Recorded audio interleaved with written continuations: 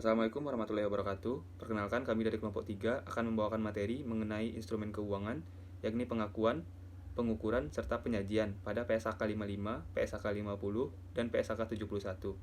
Kami sendiri dari kelompok 3 beranggotakan 3 orang, yakni saya sendiri, Rianda Agustia, kemudian teman saya, Sarah Azaria Imran, dan Septia Herianti.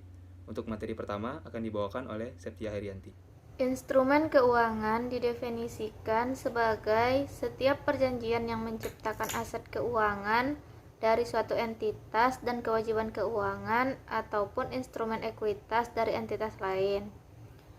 Dari sini dapat kita masuk ke contoh di mana misalnya terjadi penjualan barang oleh satu entitas ke entitas lainnya secara kredit, maka transaksi tersebut akan menimbulkan aset keuangan untuk si penjual yang dicatat sebagai piutang, dan untuk si pembeli itu akan menimbulkan kewajiban yang mana dicatat sebagai hutang dagang.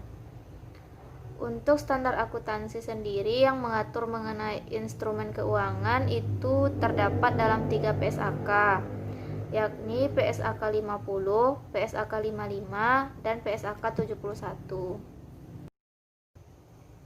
Saya akan menjelaskan mengenai PSAK 55, yang mana PSAK 55 ini telah mengalami 2 kali revisi. Untuk revisi pertama itu pada tahun 2011, di mana perbedaan pengaturannya itu terdapat pada pengakuan awal, reklasifikasi, penurunan nilai, penghentian pengakuan, gain or loss dari restrukturisasi atau perubahan kontrak, dan direvisi lagi pada tahun 2013 menjadi klasifikasi, reklasifikasi, pengukuran setelah pengukuran awal, dan penurunan nilai. Nah, adapun alasan ataupun tujuan dikeluarkannya PSAK 55 ini adalah sebagai pengatur prinsip-prinsip dasar pengakuan ataupun pengukuran mengenai aset keuangan, liabilitas keuangan, dan kontrak pembelian ataupun penjualan item-item non-keuangan. Adapun pembahasan ataupun ruang lingkup yang terdapat dalam PSAK 55 mengenai instrumen keuangan itu termasuk semua entitas untuk seluruh jenis instrumen keuangan. Namun ada pengecualian untuk beberapa instrumen keuangan. Yang pertama itu ada penyertaan pada entitas. Jadi maksudnya di sini adalah investasi pada entitas anak, entitas asosiasi, dan joint venture. Selanjutnya pengecualiannya itu ada pada hak dan kewajiban dalam sewa. Ada juga pengecualiannya pada hak dan kewajiban pemberi kerja, instrumen keuangan terbitan entitas, hak dan kewajiban yang timbul dalam kontrak asuransi, kontrak antara pengakuisisi dan penjual dalam kombinasi bisnis, serta komitmen pinjaman yang diberikan selain dari yang dijabarkan. Nah, untuk komitmen pinjaman yang diberikan selain dari yang dijabarkan itu juga ada pembagiannya, yakni itu terdapat 3 jenis komitmen, yang mana komitmen yang pertama itu adalah komitmen pinjaman yang diberikan entitas sebagai liabilitas keuangan yang diukur pada nilai wajar melalui laba rugi. Dan yang kedua itu ada komitmen pinjaman yang diberikan yang dapat diselesaikan secara neto dan kas atau dengan penyerahan ataupun penerbitan instrumen keuangan lainnya. Sementara yang ketiga itu ada komitmen untuk menyediakan pinjaman yang diberikan pada tingkat suku bunga di bawah suku bunga pasar. Nah, komitmen ini itu diterapkan pada kontrak pembelian atau penjualan item-item non-keuangan yang mana dapat diselesaikan secara neto dengan kas ataupun instrumen keuangan lainnya atau dengan mempertukarkan instrumen keuangan. Selanjutnya dalam PSAK 55 juga menjelaskan mengenai definisi dari instrumen keuangan sendiri, di mana di sini didefinisikan instrumen keuangan adalah setiap kontrak yang menambah nilai aset keuangan entitas dan liabilitas keuangan atau instrumen ekuitas entitas lain. Nah, kan kita mendengar kata aset keuangan, liabilitas, dan instrumen ekuitas. Nah, untuk aset keuangan sendiri meliputi setiap aset yang menimbulkan hak kontraktual untuk menerima kas atau keuangan lainnya. Sementara untuk liabilitas di sini maksudnya adalah keuangan yang meliputi setiap kewajiban kontrak untuk membayar kas atau aset keuangan. Instrumen ekuitas di sini adalah setiap kontrak yang memberikan hak residual atau aset suatu entitas setelah dikurangi dengan seluruh liabilitasnya. Di PSAK 55 ini dia juga membahas mengenai definisi derivatif yang melekat pada instrumen keuangan. Derivatif yang melekat ini adalah komponen dari instrumen campuran ataupun instrumen yang digabungkan, di mana di dalamnya ini terdapat pula kontrak utama non-derivatif, dan kontrak ini mengakibatkan sebagian arus yang berasal dari instrumen yang digabungkan tadi bervariasi. Nah, derivatif melekat ini juga menyebabkan sebagian ataupun seluruh kas yang dipersyaratkan dalam kontrak dimodifikasi menurut variabel yang telah ditentukan. Untuk variabel-variabelnya sendiri itu bisa jadi suku bunga, harga instrumen keuangan, harga komoditas, nilai tukar mata asing, indeks harga ataupun indeks suku bunga. Derivatif yang melekat pada instrumen keuangan ini harus dipisahkan dari kontrak utamanya. Setelah dipisahkan, dia juga harus dicatat sebagai derivatif berdasarkan pernyataan jika yang pertama itu karakteristik ekonomi dan risiko dari derivatif yang melekat tadi tidak berkaitan erat dengan karakteristik ekonomi dan risiko dari kontrak utama. Yang kedua, instrumen terpisah yang memiliki persyaratan yang sama dengan derivatif yang melekat dan juga memenuhi definisi sebagai derivatif. Selanjutnya itu ada syaratnya itu adalah instrumen campuran ini tidak diukur pada nilai wajar melalui laba rugi. Nah, apabila dia tidak diukur melalui laba rugi, maka derivatif yang melekat pada aset keuangan atau liabilitas ini diukur pada nilai wajarnya melalui laba rugi yang tidak dipisahkan. Kualifikasi dari instrumen keuangan yang dibahas dalam PSAK 55 ada 3. Yang pertama itu ada aset keuangan, yang kedua ada liabilitas keuangan, dan yang terakhir itu ada taining. Nah, untuk aset keuangan sendiri itu terbagi atas 4 macam. Yang mana yang pertama itu adalah aset keuangan yang diukur pada nilai wajar melalui laporan laba rugi. Maksudnya adalah aset keuangan ini dimiliki untuk diperdagangkan ataupun pada saat awal dia telah ditetapkan oleh entitas untuk diukur melalui nilai wajar laba rugi. Nah, contohnya itu kita bisa melihat pada aset derivatif yang investasinya dalam instrumen utang dan ekuitas yang dimiliki dalam portofolio yang akan dipertujukan untuk diperdagangkan. Nah, aset keuangan yang kedua itu ada investasi yang dimiliki hingga jatuh tempo. Maksudnya adalah aset keuangan ini dia dengan pembayar tetap ataupun telah ditentukan tanggal jatuh temponya, dan si entitas juga mempunyai intensi positif dan kemampuan untuk memiliki aset keuangan ini hingga tanggal jatuh temponya tiba. Untuk contohnya itu ada investasi dalam instrumen utang yang mempunyai kuotasi harga di mana entitas memiliki niat dan mampu memiliki aset keuangan ini hingga jatuh tempo. Yang ketiga itu ada pinjaman yang diberikan dan piutang. Ini maksudnya adalah aset keuangan yang mana pembayarannya itu tetap atau pembayarannya pun telah ditentukan, tapi dia tidak mempunyai kuotasi harga di pasar aktif. Untuk contohnya itu terdapat pada piutang usaha dan pinjaman yang diberikan serta piutang wesel. Yang terakhir untuk aset keuangan adalah aset keuangan tersedia untuk dijual. Maksudnya aset keuangan ini dia terlebih dahulu sudah dirancang sebagai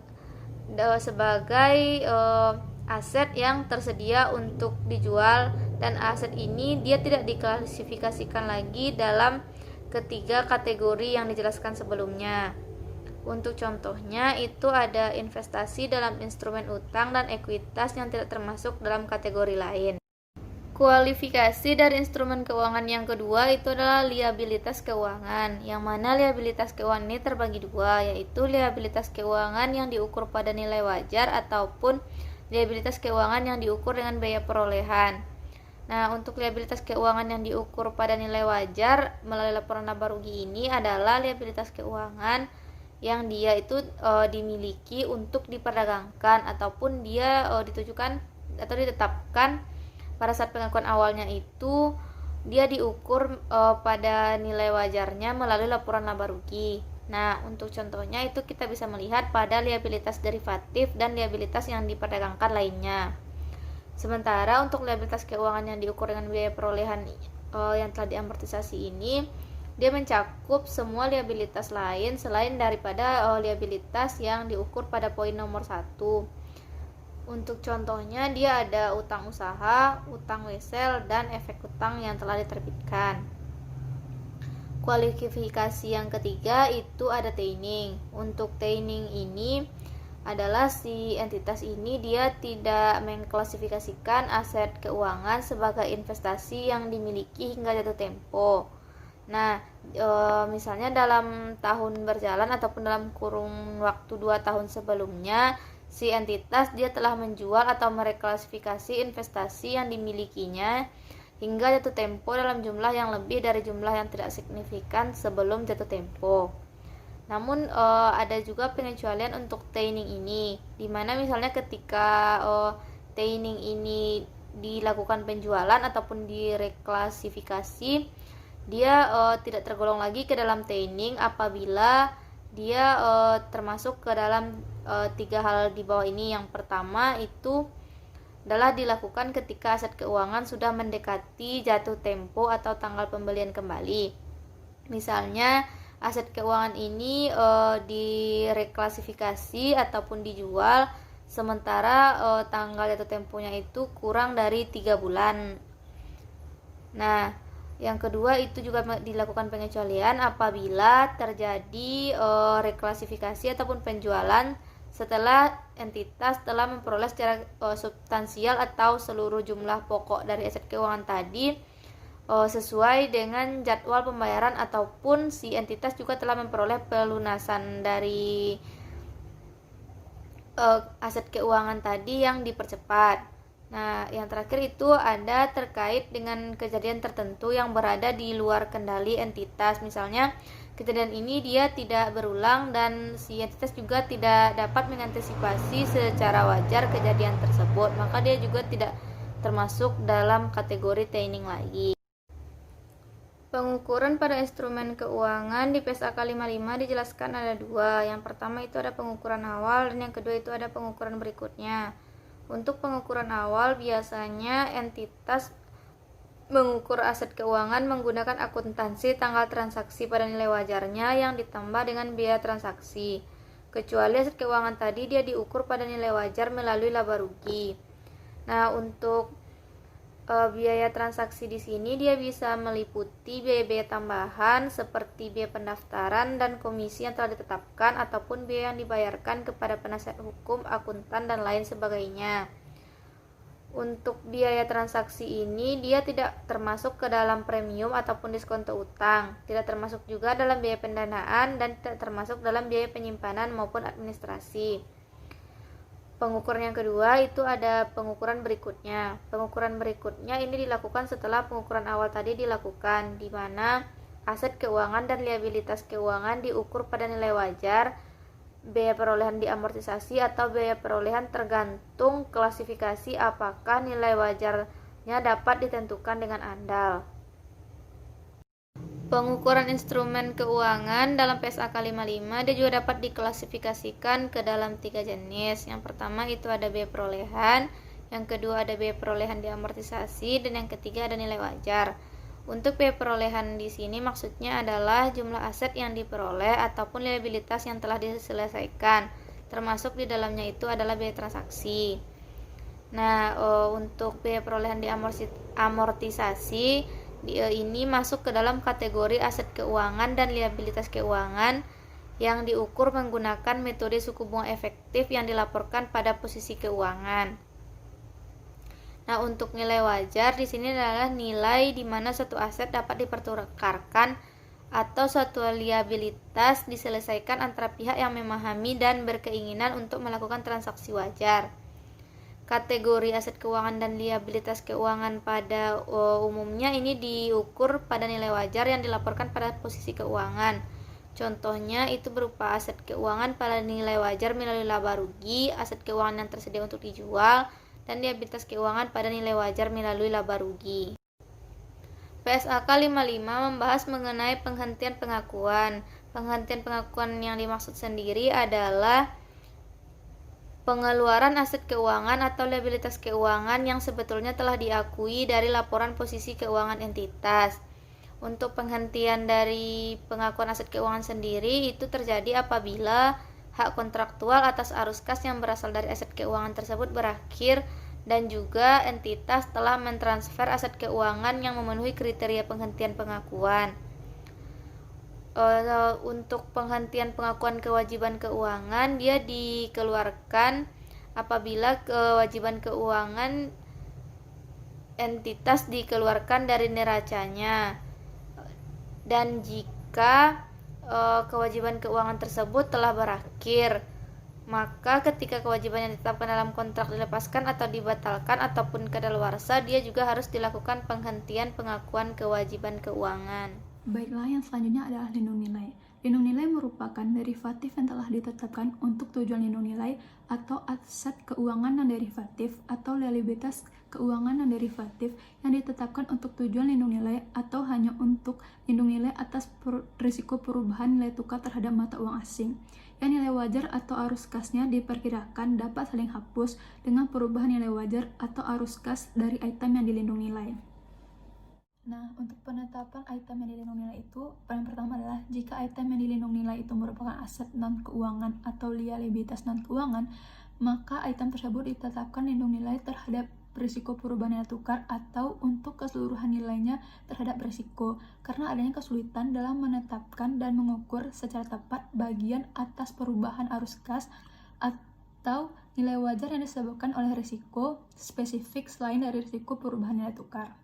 Yang kedua adalah aset dan liabilitas yang serupa dijumlahkan dan dilindung nilai sebagai sebuah kelompok hanya jika secara individual aset atau liabilitas dalam kelompok tersebut memiliki eksposur risiko yang ditetapkan sebagai risiko yang dilindung nilai. Nah, yang ketiga adalah entitas menilai efektivitas lindung nilai dengan cara membandingkan nilai wajar atau perubahan arus kas atas instrumen lindung nilai dengan item yang dilindung nilai. Nah, yang kedua adalah akuntansi lindung nilai. Yang pertama, lindung nilai atas nilai wajar merupakan lindung nilai terhadap yang pertama, perubahan nilai wajar atas aset atau kewajiban yang diakui. Nah, yang kedua, komitmen pasti yang belum diakui atau bagian yang telah diidentifikasi dari aset, kewajiban, dan komitmen pasti tersebut yang dapat didistribusikan pada risiko tertentu dan dapat mempengaruhi laporan laba rugi. Nah, dicatat sebagai yang pertama, keuntungan atau kerugian yang berasal dari pengukuran kembali instrumen lindung nilai pada nilai wajar atau komponen mata uang asing dari nilai tercatat yang diukur berdasarkan PSAK diakui pada laba rugi. Yang kedua, keuntungan atau kerugian atas item yang dilindung nilai yang dapat didistribusikan pada risiko yang dilindung nilai dengan menyesuaikan nilai tercatat, item yang dilindung nilai dan diakui pada laba rugi. Nah, yang ketiga, ketentuan ini berlaku jika item yang dilindung nilai tidak diukur pada biaya perolehan. Yang keempat, pengakuan keuntungan atau kerugian yang dapat didistribusikan pada risiko yang dilindung nilai pada laba rugi diterapkan jika item yang dilindung nilai merupakan aset keuangan yang diklasifikasi dalam kelompok tersedia untuk dijual. Nah, yang kedua adalah lindung nilai atas arus kas. Merupakan lindung nilai terhadap eksposur variabilitas arus kas. Yang pertama, dapat didistribusikan pada risiko tertentu yang terkait dengan aset atau kewajiban yang telah diakui. Yang kedua adalah pembayaran bunga di masa depan atau utang dengan suku bunga variabel atau yang dapat didistribusikan pada risiko tertentu yang terkait dengan perkiraan transaksi yang kemungkinan besar terjadi dan dapat mempengaruhi laporan laba rugi. Nah, lindung nilai atas arus kas dicatat sebagai yang pertama itulah bagian dari keuntungan atau kerugian atas instrumen lindung nilai yang ditetapkan sebagai lindung nilai yang efektif dan diakui dalam pendapatan komprehensif lain. Yang kedua, bagian yang tidak efektif dan keuntungan atau kerugian dari instrumen lindung nilai diakui dalam laba rugi. Nah, jika suatu lindung nilai kemudian menimbulkan pengukuran suatu aset atau liabilitas keuangan, maka keuntungan atau kerugian yang terkait sebelumnya diakui pada komprehensif direklasifikasikan dari ekuitas ke laba rugi sebagai penyesuaian. Untuk aset non keuangan dimasukkan sebagai harga perolehan. Nah, yang ketiga adalah lindung nilai atas investasi neto pada operasi di luar negeri. Yang pertama itu adalah sama halnya dengan lindung nilai pada arus kas. Yang kedua, lindung nilai yang efektif untuk diungkapkan dalam modal entitas. Yang ketiga, lindung nilai yang tidak efektif untuk diungkapkan dalam laporan laba rugi. Yang keempat, operasi asing di bidang mata uang asing. Nah, selanjutnya itu ada kriteria lindung nilai. Yang pertama, pada saat dimulai lindung nilai, terdapat penetapan dan perekomendasian formal atas hubungan lindung nilai dan tujuan manajemen risiko entitas serta strategi pelaksanaan lindung nilai. Yang kedua, lindung nilai diharapkan sangat efektif dalam rangka saling hapus atas perubahan nilai wajar atau perubahan arus kas. Nah, yang ketiga, untuk lindung nilai atas arus kas, suatu perkiraan transaksi yang merupakan subjek dari suatu lindung nilai harus bersifat kemungkinan terjadi dan terdapat exposure perubahan arus kas yang mempengaruhi laporan laba rugi. Nah, yang keempat, efektivitas lindung nilai dapat diukur secara andal. Yang kelima, lindung nilai dimulai secara berkesinambungan dan ditentukan berdasarkan efektivitasnya sangat tinggi sepanjang periode pelaporan keuangan di mana lindung nilai tersebut ditetapkan. Nah, selanjutnya itu adalah item yang dilindung nilai. Yang pertama itu penerbitan utang dengan suku bunga tetap yang telah diantisipasi. Yang kedua, derivatif. Yang ketiga, deposito inti tak berwujud. Yang keempat adalah aliran pendapatan dalam mata uang asing di masa datang. Yang selanjutnya itu ada instrumen lindung nilai. Yang pertama, lindung nilai menggunakan aset atau liabilitas keuangan non-derivatif. Yang kedua, lindung nilai internal. Yang ketiga adalah lindung nilai terhadap exposure nilai wajar dari obligasi mata uang asing. Yang keempat, akuntansi lindung nilai, penggunaan opsi yang diterbitkan dalam instrumen lindung nilai yang digabungkan. Yang kelima adalah kontrak derivatif internal yang saling hapus digunakan untuk mengelola risiko suku bunga. Yang selanjutnya adalah PSAK 50. PSAK 50 ini bertujuan untuk menetapkan prinsip penyajian instrumen keuangan sebagai liabilitas atau ekuitas dan saling hapus aset keuangan dan liabilitas keuangan. Prinsip-prinsip yang terdapat dalam pernyataan ini melengkapi prinsip pengukuran dan pengakuan aset keuangan dan liabilitas dalam PSAK 55, yaitu pengakuan dan pengukuran dan pengungkapan informasi mengenai aset keuangan dan liabilitas keuangan tersebut yang terdapat dalam PSAK 60. Selanjutnya adalah ruang lingkup PSAK 50. Yang pertama adalah ditetapkan oleh seluruh entitas untuk seluruh jenis instrumen keuangan, kecuali yang pertama, pernyataan pada entitas anak, entitas asosiasi, dan ventura. Yang kedua, hak dan kewajiban pemberi kerja. Yang ketiga, kontrak asuransi. Yang keempat, instrumen keuangan termasuk dalam ruang lingkup PSAK 62. Yang kelima adalah instrumen keuangan, kontrak, dan kewajiban dalam transaksi pembayaran berbasis saham. Yang kedua, ditetapkan pada kontrak pembelian atau penjualan item non-keuangan yang dapat diselesaikan. Nah, yang pertama itu ada secara neto dengan kas atau instrumen keuangan lain, atau dengan mempertukarkan instrumen keuangan seolah-olah kontrak tersebut adalah instrumen keuangan, dengan pengecualian untuk kontrak yang disepakati dan dimaksudkan untuk terus dimiliki dengan tujuan untuk menerima atau menyerahkan item non-keuangan sesuai dengan persyaratan pembelian, penjualan, dan penggunaan yang diperkirakan oleh entitas. Yang selanjutnya adalah pengertian istilah-istilah dalam PSAK 50. Yang pertama adalah aset keuangan.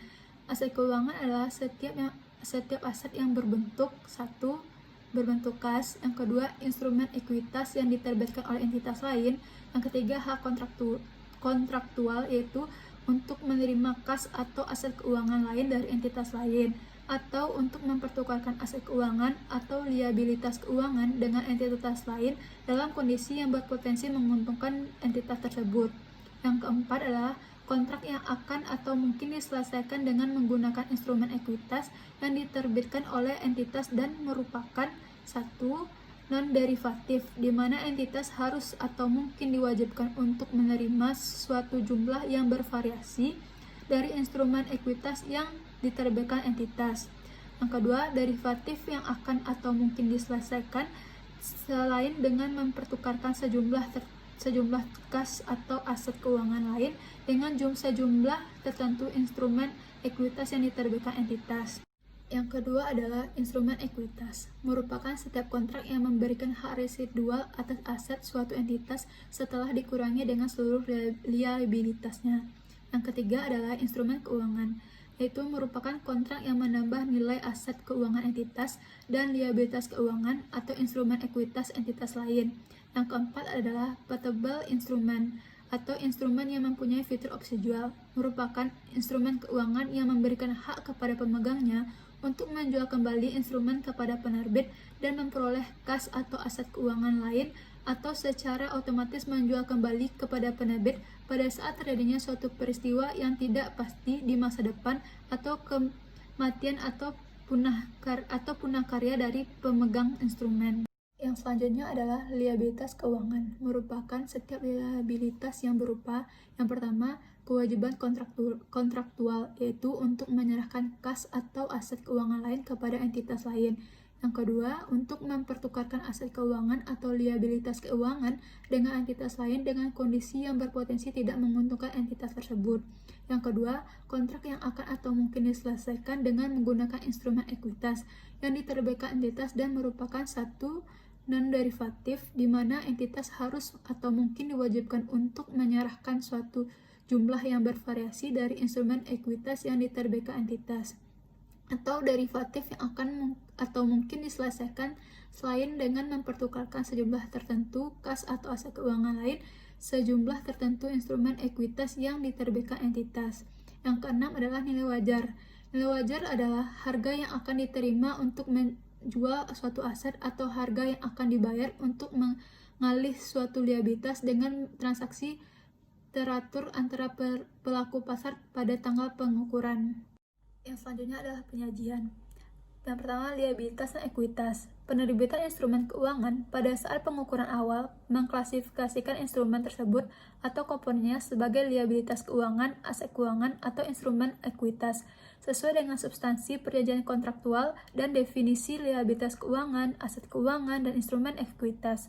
Semua instrumen keuangan dikatakan sebagai instrumen ekuitas jika dua kondisi berikut terpenuhi. Yang pertama, instrumen tersebut tidak memiliki kewajiban kontraktual. Yang kedua, jika instrumen tersebut akan atau mungkin diselesaikan dengan instrumen ekuitas yang diterbitkan entitas. Baiklah, yang berikutnya adalah instrumen keuangan yang mempunyai fitur opsi jual. Instrumen keuangan yang memiliki fitur opsi jual mencakup kewajiban kontraktual bagi penerbit untuk membeli kembali atau menebus instrumen tersebut dan menerima kas atau aset keuangan pada saat melakukan eksekusi opsi jual tersebut. Nah, instrumen keuangan yang mencakup kewajiban tersebut dikategorikan sebagai instrumen ekuitas jika memenuhi fitur-fitur berikut. Yang pertama, memberikan hak kepada pemegangnya atas bagian prorat aset neto entitas pada saat entitas dilikuidasi. Yang kedua, berada dalam konteks instrumen yang merupakan subordinat dari seluruh kelas instrumen lain. Yang ketiga, seluruh instrumen keuangan yang berada pada kelas instrumen yang merupakan subordinat dari seluruh kelas instrumen lain memiliki fitur yang identik. Yang keempat, selain kewajiban kontraktual bagi penerbit untuk membeli kembali atau menebus instrumen dan menerima kas atau aset keuangan lain, instrumen tersebut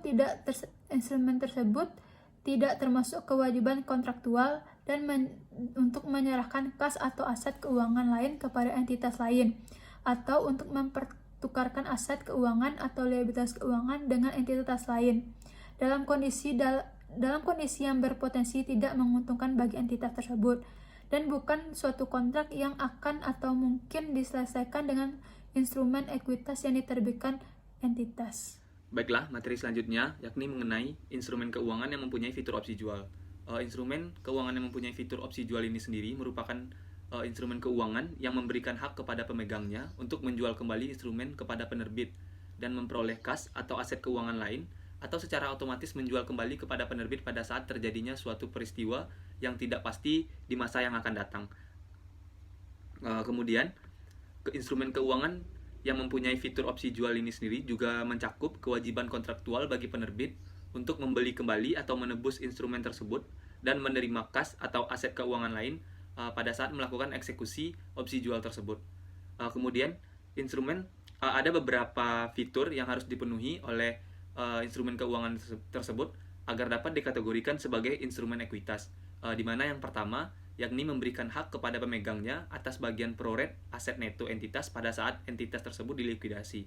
Yang kedua, instrumen berada dalam kelas instrumen yang merupakan subordinat dari seluruh kelas instrumen lainnya. Yang ketiga, seluruh instrumen keuangan pada kelas instrumen yang merupakan subordinat dari seluruh kelas instrumen lainnya memiliki fitur yang identik. Yang keempat, selain kewajiban kontraktual bagi penerbit untuk membeli kembali atau menebus instrumen dan menerima kas atau aset keuangan lainnya, instrumen tersebut tidak termasuk kewajiban kontraktual untuk menyerahkan kas atau aset keuangan lain kepada entitas lain, atau untuk mempertukarkan aset keuangan atau liabilitas keuangan dengan entitas lain dalam kondisi yang berpotensi tidak menguntungkan bagi entitas tersebut. Kemudian, hal ini juga bukan suatu kontrak yang akan atau mungkin diselesaikan dengan instrumen ekuitas yang diterbitkan oleh entitas. Yang kelima, jumlah arus kas yang diharapkan dapat didistribusikan ke instrumen selama umur instrumen. Hal ini didasarkan secara substansial pada laba rugi, perubahan dalam aset neto yang diakui, kemudian atau perubahan dalam nilai wajar aset neto entitas yang diakui atau yang belum diakui selama umur instrumen. Hal ini tidak termasuk setiap dampak dari instrumen. Selanjutnya, instrumen atau komponen instrumen yang mensyaratkan kewajiban kepada entitas untuk menyerahkan kepada pihak lain bagian prorata aset neto entitas hanya pada saat likuidasi. Beberapa instrumen keuangan termasuk kewajiban kontraktual bagi entitas penerbit untuk menyerahkan kepada entitas lain bagian prorata aset neto hanya pada saat likuidasi. Kewajiban timbul karena likuidasi pasti terjadi dan berada di luar kendali entitas. Sebagai contoh, umur entitas yang terbatas atau tidak pasti terjadi namun berdasarkan opsi dari pemegang instrumen. Sebagai pengecualian dari definisi liabilitas keuangan, suatu instrumen yang mencakup kewajiban tersebut diklasifikasikan sebagai instrumen ekuitas jika memiliki beberapa fitur. Yang pertama, yakni memberikan hak kepada pemegangnya atas bagian prorata aset neto entitas pada saat entitas tersebut dilikuidasi. Kemudian, instrumen berada pada kelas instrumen yang merupakan subordinat dari seluruh instrumen lain. Yang ketiga, seluruh instrumen keuangan yang berada pada kelas instrumen yang merupakan subordinat dari seluruh kelas instrumen lain harus memiliki kewajiban kontraktual identik bagi entitas penerbit untuk menyerahkan bagian proret aset neto pada saat likuidasi. Kemudian, reklasifikasi instrumen yang mempunyai fitur opsi jual dan instrumen yang mensyaratkan kewajiban entitas untuk menyerahkan kepada pihak lain bagian prorata aset neto entitas hanya pada saat likuidasi. Entitas mengklasifikasikan instrumen keuangan sebagai instrumen ekuitas sejak tanggal ketika instrumen memiliki seluruh fitur dan memenuhi kondisi yang telah ditentukan.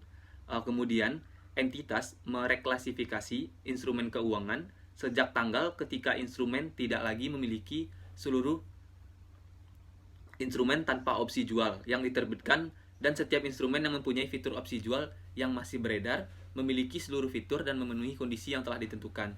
Kemudian, entitas menghitung reklasifikasi instrumen dengan dua cara. Yang pertama, entitas mereklasifikasi instrumen ekuitas sebagai liabilitas keuangan sejak tanggal ketika instrumen tidak lagi memiliki seluruh fitur.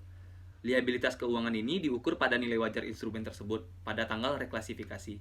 Entitas mengakui dalam ekuitas setiap perbedaan antara jumlah tercatat dan instrumen ekuitas dan nilai wajar liabilitas keuangan pada tanggal reklasifikasi. Yang kedua, entitas mereklasifikasi liabilitas keuangan sebagai ekuitas sejak tanggal ketika instrumen memiliki seluruh fitur. Instrumen ekuitas diukur pada jumlah tercatat liabilitas keuangan pada tanggal reklasifikasi. Kemudian, tanpa kewajiban kontraktual untuk menyerahkan kas atau aset keuangan lain, fitur Penting dalam membedakan antara liabilitas keuangan dan instrumen ekuitas adalah adanya kewajiban kontraktual salah satu pihak dari instrumen keuangan tersebut, yakni penerbit, untuk menyerahkan kas atau aset keuangan lain kepada pihak lain, dalam hal ini pemegang, atau untuk mempertukarkan aset keuangan atau liabilitas keuangan dengan pemegang instrumen ekuitas dalam kondisi yang berpotensi tidak menguntungkan pihak penerbit. Meskipun pemegang instrumen ekuitas mungkin berhak menerima dividen atau bentuk distribusi ekuitas lain secara prorata, penerbit tidak memiliki kewajiban kontraktual untuk melakukan distribusi tersebut, karena penerbit instrumen ekuitas ini tidak diwajibkan untuk menyerahkan kas atau aset keuangan lain kepada pihak lain. Kemudian, adanya penyelesaian dengan instrumen ekuitas yang diterbitkan oleh entitas. Suatu kontrak bukan merupakan instrumen ekuitas hanya karena kontrak tersebut menyebabkan entitas menerima atau menyerahkan instrumen ekuitas yang diterbitkannya. Lebih jauh, entitas mungkin memiliki hak atau kewajiban kontraktual untuk menerima atau menyerahkan saham yang diterbitkan atau instrumen ekuitas lain dalam jumlah yang bervariasi, sehingga nilai wajar dari instrumen ekuitas yang diterbitkan oleh entitas yang akan diterima atau diserahkan tersebut setara dengan nilai hak atau kewajiban kontraktualnya. Kemudian, hak atau kewajiban kontraktual tersebut dapat berupa nilai yang telah ditetapkan, atau nilai yang berfluktuasi, baik sebagian maupun seluruhnya. Hal ini bergantung pada perubahan variabelnya selain dari harga pasar instrumen ekuitas yang diterbitkan oleh entitas tersebut. Contohnya yakni tingkat suku bunga, harga komoditas, kemudian bisa juga harga instrumen keuangan. Selanjutnya, ketentuan penyelesaian kontingensi. Instrumen keuangan dapat mensyaratkan entitas untuk menyerahkan kas atau aset keuangan lain, atau jika tidak, menyelesaikannya sebagaimana jika instrumen tersebut merupakan liabilitas keuangan, dalam keadaan terjadi atau tidak terjadinya suatu peristiwa yang tidak pasti di masa yang akan datang, di mana hal ini tentu berada di luar kendali penerbit maupun pemegang instrumen. Hal ini dapat berupa seperti perubahan dalam indeks pasar modal, indeks harga konsumen, suku bunga, atau ketentuan perpajakan, pendapatan, laba neto, atau bisa juga rasio uang terhadap modal penerbit di masa yang akan datang. Kemudian, penerbit instrumen tersebut tidak memiliki hak tanpa syarat untuk tidak menyerahkan kas atau aset keuangan lain, atau instrumen tersebut berupa liabilitas keuangan bagi penerbit, kecuali jika bagian dari penyelesaian kontingensi yang mensyaratkan penyelesaian secara kas atau melalui penyerahan aset keuangan lain. Kemudian, penerbit dapat disyaratkan untuk menyelesaikan kewajibannya dengan atau penyerahan aset keuangan lain. Yang ketiga, instrumen tersebut memiliki seluruh fitur dan memenuhi kondisi yang telah ditentukan. Kemudian, jika instrumen keuangan derivatif memberikan kepada salah satu pihak pilihan cara penyelesaian, contohnya yakni penerbit atau pemegang instrumen saham dengan kas, maka instrumen tersebut adalah aset keuangan atau liabilitas keuangan, kecuali jika seluruh alternatif penyelesaian yang ada menjadikannya sebagai instrumen ekuitas. Yang kemudian, untuk yang kedua, yakni ada instrumen keuangan majemuk, di mana penerbit keuangan instrumen non-derivatif mengevaluasi persyaratan instrumen keuangan untuk menentukan apakah instrumen tersebut mengandung komponen liabilitas atau ekuitas. Entitas mengakui secara terpisah komponen instrumen keuangan yang mana yang pertama yaitu menimbulkan liabilitas keuangan bagi entitas, kemudian memberikan opsi bagi pemegang instrumen untuk mengkonversi instrumen keuangan tersebut menjadi instrumen ekuitas dari entitas yang bersangkutan. Kemudian yang ketiga ada saham treasury, di mana jika entitas memperoleh kembali instrumen ekuitasnya, maka instrumen tersebut atau saham treasury dikurangkan dari ekuitas. Kemudian keuntungan atau kerugian yang timbul dari pembelian, penjualan, penerbitan, atau pembatalan instrumen ekuitas entitas tersebut tidak diakui dalam laba rugi.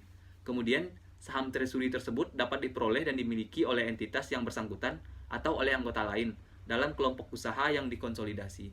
Kemudian imbalan yang dibayarkan atau diterima diakui secara langsung di ekuitas. Yang keempat, yakni bunga, dividen, dan keuntungan. Bunga, dividen, dan keuntungan yang terkait dengan instrumen keuangan atau komponen yang merupakan liabilitas keuangan diakui sebagai pendapatan atau beban dalam laba rugi. Kemudian distribusi kepada pemegang instrumen ekuitas diakui oleh entitas secara langsung dalam ekuitas. Biaya transaksi yang timbul dari transaksi ekuitas tersebut kemudian dicatat sebagai pengurang ekuitas. Selanjutnya, adanya saling hapus aset keuangan dan liabilitas keuangan. Aset keuangan dan liabilitas keuangan saling dihapuskan dan nilai netonya disajikan dalam laporan posisi keuangan. Jika entitas saat ini memiliki hak yang dapat dipaksakan secara hukum untuk melakukan saling hapus atau jumlah yang telah diakui tersebut. Kemudian yang kedua, berintensi untuk menyelesaikan secara neto atau untuk merealisasikan aset dan menyelesaikan liabilitasnya secara simultan. Kemudian dalam akuntansi, untuk pengalian aset keuangan yang tidak memenuhi kualifikasi penghentian pengakuan, entitas tidak dapat melakukan saling hapus aset keuangan yang dialihkan dan liabilitas terkait. Hal ini mensyaratkan penyajian aset keuangan dan liabilitas keuangan secara neto jika penyajian tersebut mencerminkan arus kas masa depan dan diharapkan entitas dari penyelesaian dua atau lebih instrumen keuangan terpisah. Kemudian, saling hapus antara aset keuangan dan liabilitas keuangan yang diakui dan penyajian jumlah neto berbeda dengan penghentian pengakuan aset keuangan atau liabilitas keuangan. Kemudian, hak untuk saling menghapus merupakan hak hukum debitur, baik dalam bentuk kontrak maupun cara lain, untuk menyelesaikan atau mengeliminasi seluruh atau sebagian jumlah yang dibayarkan kepada kreditur dengan cara membandingkan jumlah yang harus dibayar dan piutang kepada kreditur yang bersangkutan. Kemudian adanya hak yang dapat dipaksakan untuk saling hapus atas aset keuangan dan liabilitas keuangan mempengaruhi hak dan kewajiban yang terkait dengan aset keuangan dan liabilitas keuangan, serta hal ini juga mungkin dapat mempengaruhi eksposur entitas atas resiko kredit dan resiko likuidasi. Selanjutnya, kondisi ketika aset keuangan dan liabilitas keuangan disaling hapuskan dan nilai netonya disajikan dalam laporan posisi keuangan umumnya tidak dapat dipenuhi dan biasanya saling hapus ini tidak tepat jika beberapa instrumen keuangan yang berbeda digunakan untuk meniru fitur yang terdapat dalam instrumen keuangan tunggal atau instrumen sintetis. Kemudian, aset keuangan dan liabilitas keuangan timbul dalam instrumen keuangan dengan eksposur risiko utama yang sama. Kemudian juga aset keuangan atau aset lain dijaminkan sebagai agunan untuk liabilitas keuangan yang bersifat non-resource. Selanjutnya, aset keuangan yang ditempatkan oleh debitur dalam wali amanat untuk keperluan pelunasan kewajiban tanpa aset keuangan tersebut diterima oleh kreditur pada saat penyelesaian kewajiban. Selanjutnya kita masuk kepada PSAK 71. PSAK 71 ini sendiri tentang instrumen keuangan yang diadopsi dari IFRS 9 Financial Instrument telah disahkan oleh Dewan Standar Akuntansi pada tanggal 26 Juli 2017 yang berlaku efektif pada 1 Januari 2020. PSAK 71 ini akan menggantikan PSAK 55 yang sebelumnya berlaku. Kemudian latar belakang dari diadopsinya PSAK 71 ini disebabkan oleh beberapa hal. Yang pertama yakni kompleksitas dan rule base dalam penentuan klasifikasi instrumen keuangan. Kemudian juga karena penentuan impairment dianggap terlambat dan tidak merefleksikan fakta saat kondisi krisis ekonomi terjadi. Kemudian yang ketiga, tidak fleksibel dan tidak merefleksikan strategi manajemen risiko. Kemudian dalam PSAK 71 selain membahas mengenai klasifikasi aset keuangan, salah satu poin penting dalam PSAK 71 ialah soal pencadangan atas penurunan nilai aset keuangan yang berupa piutang, pinjaman atau kredit. PSAK 71 ini sendiri berdampak signifikan terhadap laba entitas, di mana khususnya di bidang perbankan, yaitu pembentukan cadangan kerugian penurunan nilai atau CKPN yang lebih besar daripada sebelumnya. Kemudian standar baru ini mengubah secara mendasar metode penghitungan dan penyediaan cadangan untuk kerugian akibat pinjaman yang tak tertagih. Jika dalam PSAK yang sebelumnya yakni PSAK 55, kewajiban pencadangan muncul setelah terjadi peristiwa yang mengakibatkan resiko gagal bayar, maka pada PSAK yang terbaru ini yakni PSAK 71 memandatkan korporasi menyediakan pencadangan sejak awal periode kredit. Kini dasar pencadangannya adalah ekspektasi kerugian kredit atau expected credit loss di mana di masa mendatang berdasarkan berbagai faktor, termasuk di dalamnya proyeksi ekonomi di masa yang akan datang. Kemudian ada beberapa perbedaan utama antara PSAK 55 dengan PSAK 71 yang terbaru ini, di mana dapat kita tinjau yang pertama yaitu di mana penentuan klasifikasi aset dan liabilitas keuangan pada PSAK 71 ini berdasarkan pada model bisnis dengan SPPI. Sedangkan pada PSAK yang sebelumnya yaitu PSAK 55, hal ini berdasarkan kepada intensi manajemen. Kemudian juga pada PSAK 71 ini klasifikasi aset keuangan meliputi fair value through profit atau loss, kemudian juga fair value through other comprehensive income. Kemudian yang ketiga adanya amortized cost. Sedangkan pada PSAK 55 itu meliputi held to maturity, fair value through profit, loss loan and receivable, kemudian juga available for sales. Kemudian pada PSAK 71 ini sendiri reklasifikasi aset keuangan itu apabila terdapat perubahan model bisnis perusahaan. Sedangkan pada PSAK 55 yang sebelumnya yaitu reklasifikasi aset keuangan diperbolehkan untuk kondisi tertentu. Asalkan hal ini tidak terkena tainting rules. Kemudian pada PSAK 71 ini sendiri, tainting rules yang sebelumnya ada pada PSAK 55, pada PSAK 71 ini dihapuskan. Kemudian juga pada PSAK 71 ini sendiri, persyaratan dan dokumentasi itu lebih sederhana, kemudian juga berhubungan langsung dengan strategi manajemen risiko. Kemudian penilaian efektivitas yang dilakukan pada PSAK 71 ini sendiri itu tuh sudah sesuai dengan tujuan dari manajemen risiko, di mana hal-hal tersebut tidak terdapat pada PSAK 55. Kemudian juga dari pendekatan impairment-nya sendiri, PSAK 71 ini sendiri yaitu pada expected credit loss atau ACL, sedangkan dari PSAK 55 yang sebelumnya itu tuh berdasarkan kepada incurred loss. Baiklah teman-teman, itulah tadi presentasi dari kelompok 3. Terima kasih. Assalamualaikum warahmatullahi wabarakatuh.